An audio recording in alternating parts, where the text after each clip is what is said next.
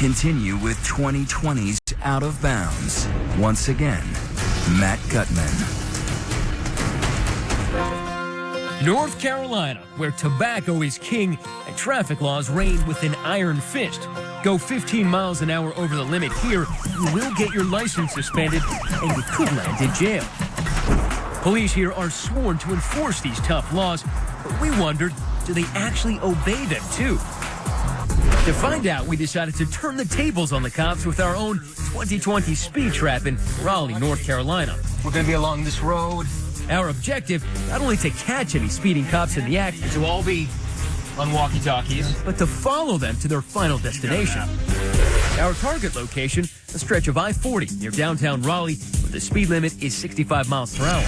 We deploy our surveillance team, starting with Ron Carr. Remember, he's the guy who's been documenting speeding cops in Raleigh for months now. His job is to alert us of any fast-moving squad car heading our way. White Dodge Charger, left lane. Actually, he's running hot.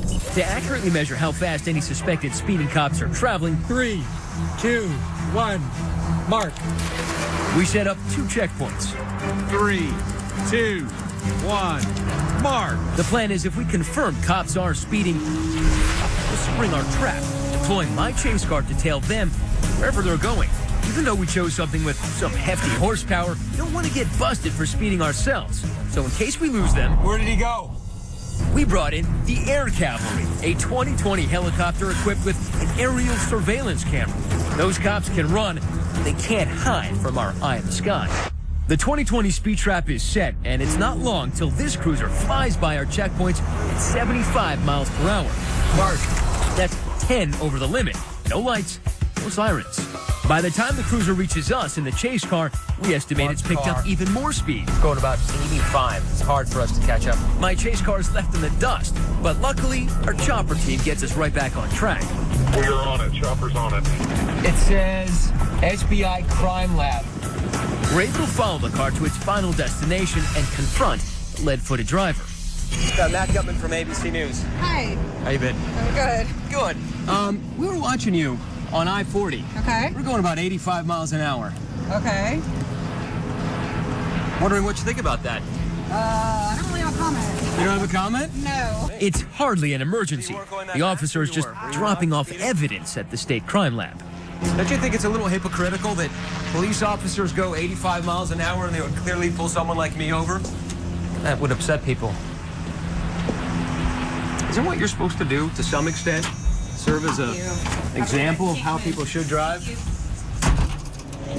So stand by. This guy's moving. Astonishingly, the cops kept coming, zooming by us, smashing speed laws to take care of non-emergency business. He's cooking. Like the sheriff's deputy who hits 85 miles per hour, that's 20 over the limit. We're able to follow the deputy all the way downtown, where we discover there's no emergency. She was just apparently late for an appointment at the courthouse. All right, she is pulling into the official intake vehicles only. We can't do that. He's running hot.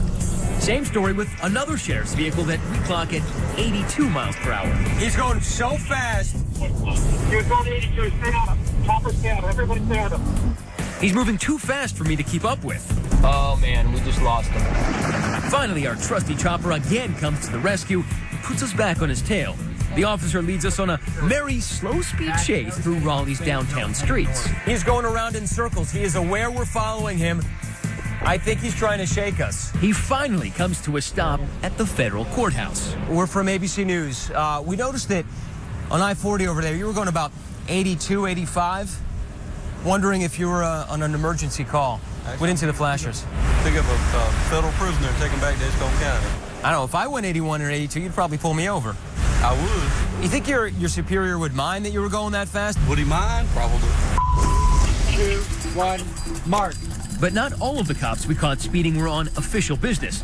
Check out this officer cruising by at 79 miles per hour. Our helicopter crew tracks him as he exits the highway and follows him to, you're not going to believe this, a donut shop. And Dunkin' Donuts wasn't the only eye-opening destination we discovered Mark. over the course of our surveillance op. Check out this highway patrol SUV speeding 75 miles per hour. I see him. By the time he gets to us in the chase car, we estimate he's going even faster, So this guy's going well over 80 right now, the middle lane. tearing across lanes just to get to his exit. Oh, wow. He did 3 lanes at once. Did 3 lanes without using his blinkers, ladies and gentlemen. We're able to catch up on a local road, but again, he punches the accelerator. You guys, this guy's going 70 in a 45 right now. We finally find out where the trooper was headed in such an all-fire hurry. Incredibly, he was speeding just to get to the Highway Patrol Training Academy. This place even has its own driver's training course. So we're doing a story about speeding cops, and we noticed you were going about 80 miles an hour on the highway, and then about 75 in a 45. We had a hard time keeping up with you. Yeah, I was trying to get over here this morning. The concern is that, you know, police officers speeding, a lot of folks want to see you set an example, and if you're going about 15, 20 miles over the speed limit, there might be some concern. I understand what you're saying. If you're wondering what subject this officer teaches here, take a look at his shirt. Yup, that's right. He's a driving instructor. Gentlemen, how are you? Time to get some answers. We walk into the training academy with cameras rolling. Let me get you to step inside. Sure. But none of the supervisors on site are willing to talk. You're not even curious about what your guys are doing, the guys who are speeding to get here to work for you? Sir, I'm not even at liberty to discuss this with you.